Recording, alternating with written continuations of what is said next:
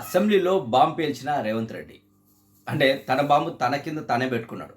ఎందుకంటున్నానంటే చాలామంది కూడా తెలంగాణలోకి ఇప్పటివరకు కూడా అంటే ఒక అబద్ధాన్ని నూరిపోసి నిజం చేయడం జరిగింది ఈ రేవంత్ రెడ్డి కో అండ్ బ్యాచ్. ఎందుకంటే కేసీఆర్ ఇంత అప్పు చేసిండు, కేసీఆర్ అంత అప్పు చేసిండు, మొత్తం రాష్ట్రాన్ని మొత్తం దివాలా తీసిండు, రాష్ట్రాన్ని మొత్తం అమ్మేస్తుండ్రు, మేడిగడ్డలు ఇంత తిన్నాడు, ఆడంత తిన్నాడు, ఈడంత తిన్నాడు, మొత్తం వాళ్ళ ఇంట్లో మొత్తం బంగారంతో టాయిలెట్లు కట్టుకున్నారు, బుల్లెట్ ప్రూఫ్లు పెట్టుకున్నారని చెప్పిన రేవంత్ రెడ్డి పదే పదే పదే పదే అబద్ధం చెప్పి దాన్ని నిజం చేయడం జరిగింది. అందరు ఏమనుకున్నారు, కేసీఆర్ చేసిన 2 లక్షలు 3 లక్షలు 2 లక్షల కోట్లే మా మీద భారం అయిపోయింది, ఇక మా మా ఆస్తులన్నీ గుంజేసుకుంటాడు కేసీఆర్, ఆస్తులన్నీ గుంజేసుకొని ఆయన చుట్టుకొని ఆకాశానికి మన చంద్రమండలానికి వెళ్ళిపోతాడు, ఇక మనం రోడ్ మీద పడతామని ఈ కొంతమంది చెత్త నా కొడుకులు, పరిక్మల నా కొడుకులు ఫీల్ అయ్యారు. ఎందుకు తిడుతున్నానంటే ఈ కొంతమంది గలీజ్గాలు చేయగానే ఈరోజు రాష్ట్రం ఈ పరిస్థితికి ఏర్పడింది. సో అది నేను ఎందుకు చెప్తున్నానంటే ఏదైతే కేసీఆర్ గారు చేసిన కోట్లు ఏదైతే 1,00,000 కోట్లు ఉన్నాయో, 2 లక్షల కోట్లు, మొత్తం 3 లక్షల కోట్లు, దాదాపుగా 3 లక్షల కోట్లు మరి ఏమైనా చేసిండా, మొత్తం తిన్నడా అంటే కాళేశ్వరం ఏ నుంచి వచ్చింది, సెక్రటరీ ఏ నుంచి వచ్చింది, తెలంగాణలో ఈ స్వతంత్రం వచ్చినప్పటి నుంచి కాల్ చేస్తుంది. దాదాపు 70 ఏళ్ళ నుంచి ఎప్పుడు కూడా అన్ని ఫ్లైఓవర్లు కాలే తెలంగాణ వ్యాప్తంగా హైదరాబాద్లో. మరి అవన్నిటికీ డబ్బులు ఏ నుంచి వచ్చినాయి? కేసీఆర్ కిట్ అయితేంది, రైతు బంధువు, దళిత బంధువు, రుణమాఫీ, సో కళ్యాణ లక్ష్మి, ఇవన్నిటికీ కూడా ఈ సంక్షేమాలకు డబ్బులు ఏ నుంచి వచ్చినాయి? సో రోడ్లు డబ్బులు ఏ నుంచి వచ్చినాయి? సంక్షేమాలకు డబ్బులు ఏ నుంచి వచ్చినాయి? రాష్ట్రం ప్రతి ఒక్కరికి కూడా 31వ తారీఖు జీతం పడ్డాయి, అక్కడికి డబ్బులు ఎక్కడి నుంచి వచ్చినాయి? ఎంప్లాయీలకు.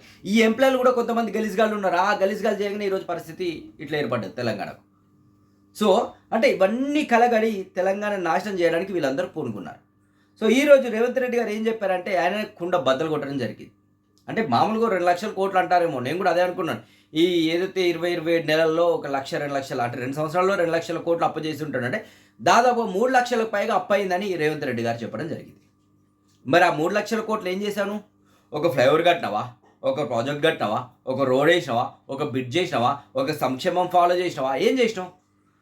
మహిళలకు గృహలక్ష్మి కింద ఫ్రీ కరెంట్ అన్నావు, కొంతమందికి ఇస్తున్నావు, కొంతమందికి ఇస్తావు. గృహజ్యోతి కింద గ్యాస్ 500 అన్నావు, కొంతమందికి ఇస్తున్నావు, కొంతమందికి ఇస్తావు. లేదంటే కరెంట్ బిల్లు ఫ్రీ అన్నావు, కొంతమందికి ఇస్తున్నావు, కొంతమందికి ఇస్తావు. లేదు అంటే కళ్యాణ లక్ష్మి, మేము అప్పుడు 1,00,000 రూపాయలు ఉండే ఇప్పుడు 1,50,000 అయింది, బంగారం ఏనుని తీసుకురావాలని పొన్నం ప్రభాకర్ అంటాడు. కళ్యాణ లక్ష్మి లేదు. మొన్న ఒక న్యూస్ చూసా, ఒక వీడియో చూసా, పెళ్ళైనప్పుడు అప్లై చేసుకునే కళ్యాణ లక్ష్మి కొడుకు పుట్టిన తర్వాత దాదాపు సంవత్సరం దగ్గరికి వచ్చే టైంలో వాళ్ళకి చెక్ చేయడం జరిగింది. అంటే అంత దారుణమైన దౌర్భాగ్యమైన పరిస్థితులు తెలంగాణ ప్రభుత్వం అంటే రేవంత్ రెడ్డి గారి ప్రభుత్వం ఉంది. రెడ్డి ప్రభుత్వం లేదంటే రేవంత్ రెడ్డి గారి ప్రభుత్వం ఎంతకు దిగజారంటే, ఎందుకంటే అప్పులు ఎందుకు అవుతాయండి? ఇప్పుడు ఒక ఫ్యామిలీలో అప్పులు అవుతాయంటే వాడికి ఆ ఫాల్తు నా కొడుకుకి జల్సా చేసే ఆలోచన ఉండాలి, లేదు అంటే కష్టపడిన ఆలోచన ఉండాలి, లేదు అంటే వచ్చిన పైసలు కష్టపడకుండా పిల్లలకు పెట్టే ఆలోచనలో ఉండాలి. మరి ఇది ఏం జరుగుతుంది వాస్తవానికి? మనకు పెడుతున్నారా? స్కూటీలు అన్నారు ఇస్తుండా, 2,500 ఇస్తుండా, తులం బంగారం ఇస్తుండా, ఏమి ఇస్తలేవు. మరి ఏమైనా డబ్బులు ఇవి పెట్టలే.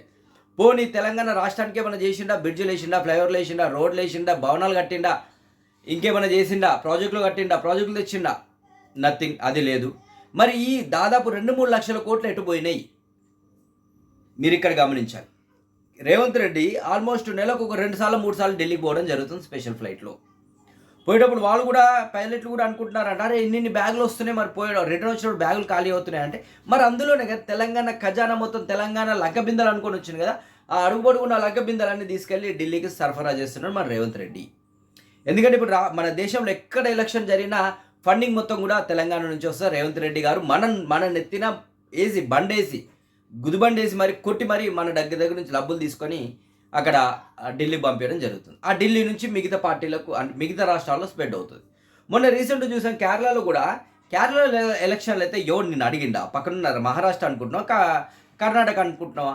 అరే అక్కడెక్కడో ఈడే పీక్ పడేసినట్టు ఈ పీక్ పొడిచినట్టు ఇప్పుడు ఏది 6 గ్యారెంటీలు అమలు పరిచినారట, 420 హామీలు అమలు పరిచినారట. ఇవన్నీ కూడా బ్యానర్ ఐటెంతో యాడ్లు వేసుకోవడం జరిగింది అక్కడ. మరి పోనీ అక్కడ ఉన్న ఏదైతే కాంగ్రెస్ వేసిందా అంటే కాదు, తెలంగాణ ప్రభుత్వమే డబ్బులు ఇచ్చి మరి అక్కడ యాడ్లు వేయించడం జరిగింది. అంటే మీరు అంత అద్భుతంగా చేస్తున్నారా? మీరు పరిపాలన అంత బాగా జరుగుతుందా? అంటే మన దగ్గర ఎక్కువైపోయినా పక్కనికి పంచుతున్నారా?